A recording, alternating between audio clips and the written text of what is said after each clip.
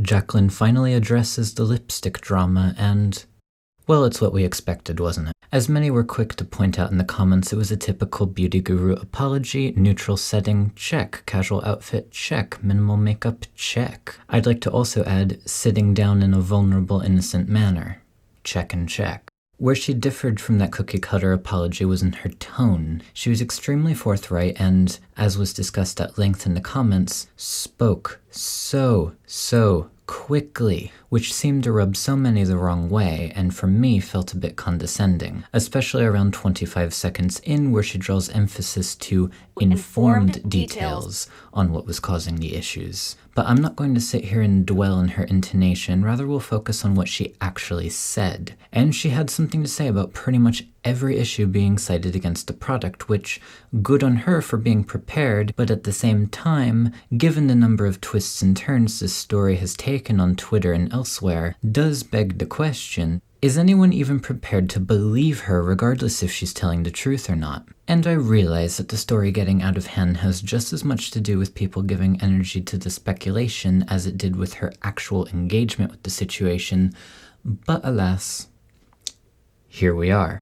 So to summarize, the little black holes were trapped oxygen bubbles which had not escaped before the mixture cooled and solidified. The fuzzies were sheddings from white cotton gloves which were used in place of typical latex or nitrile gloves to prevent smudging on the silver metal-like casing, as well as from the towels which were used to clean the machine mixers. The grainy particles were improperly mixed ingredients, and the melting was said to be a result of the emollient formula being subjected to hot temperatures.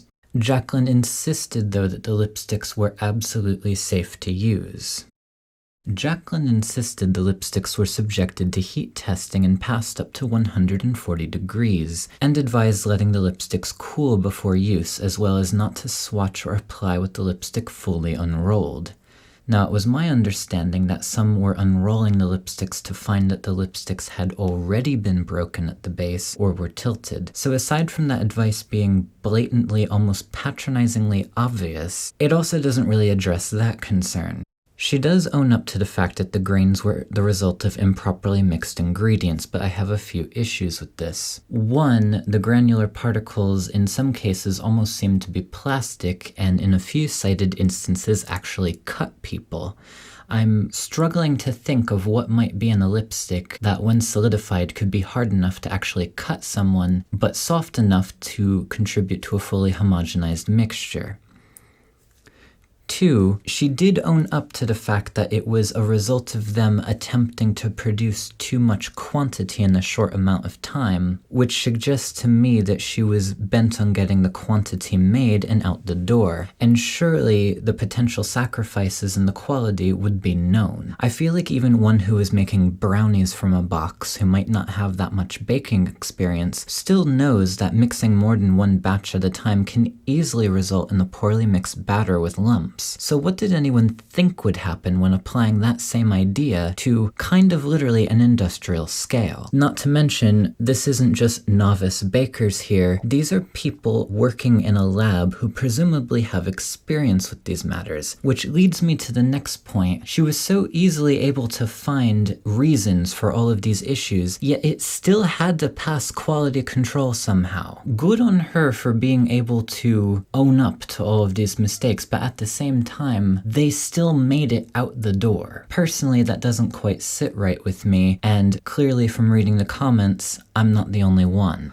Also pertaining to the comments, for what it's worth, as this is a popular point of discussion, one keen-eyed viewer pointed out that around 10.5 minutes, when Jaclyn discussed the melting issue, the batch code on the document she listed was very different from the batch code seen in circulation and in all the other discussion of this issue. Take that for what you will, I certainly don't know enough about this to comment. What I will say is that for me, this is a little bit bittersweet, as I'm very happy that she's actually addressing everything up front and being transparent about it, but I kind of feel like it shouldn't have taken this long for her to come out with it.